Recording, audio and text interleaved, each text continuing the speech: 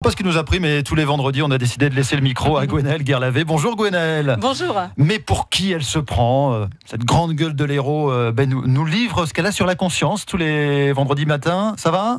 Ça va, ce matin je suis en forme là. Pas trop énervé, si un peu quand même. Un peu. Les hommes et femmes politiques ont fait leur rentrée. Le maire de Sète vient de se déclarer candidat à sa réélection. Robert Ménard est déjà en campagne à Béziers, à Montpellier. Les hostilités Sorel-Delga font la une. Le 26 septembre, Sorel et Delafosse se retrouvent au tribunal pour une affaire de diffamation. Qu'est-ce que ça vous inspire, Gwenaëlle ? Putain, 2 ans. Voilà ce que je me dis, moi, qui adore la politique et qui, vraiment, je crois à l'action publique. Putain, 2 ans, parce que cette rentrée, elle part mal. Ça sent déjà la testostérone, ça sent le bon vieux plaquage viril. Rien que la semaine dernière, sur notre antenne, Robert Ménard qui disait vouloir faire la peau à l'État, ce qui entre nous est plus un langage de voyous que d'élus. Et puis cet été, on a eu le droit au retour des hostilités Delga-Sorel avec leurs joutes verbales par journaux interposés. Et puis on a eu ce délicieux tweet du maire de Montpellier avec une photo de tapette à souris. J'invente rien. Une photo de tapette à souris. Qui était a priori une menace à peine voilée pour ses opposants. Oh, c'est un grand classique tout ça, Gwenaëlle. Mais oui, mais je sais, Antoine, qu'on considère que ça fait partie du jeu.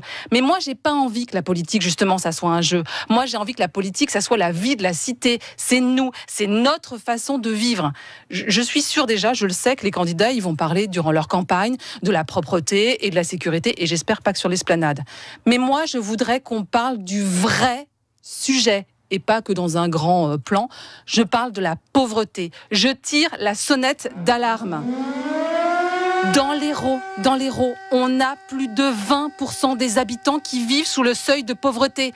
À Béziers, ça grimpe à 44%. Et dans certains quartiers nord de Montpellier, c'est 70%. Ça fait des milliers de gens. Ce sont des humains comme vous et moi.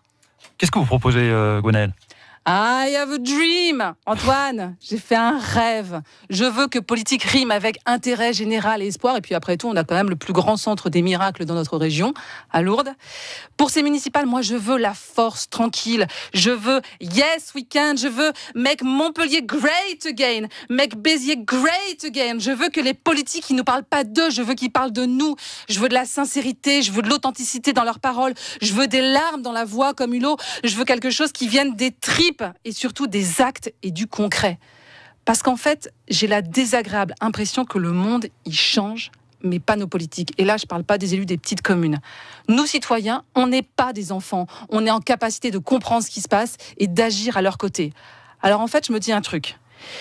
Et si pour rendre le monde meilleur, les politiques commençaient par être meilleurs dans le monde ? C'est Edgar Morin qui le dit, et le philosophe, il a eu la très très bonne idée de venir s'installer à Montpellier, alors que nos élus et les candidats aillent le consulter, il est juste à côté de nous.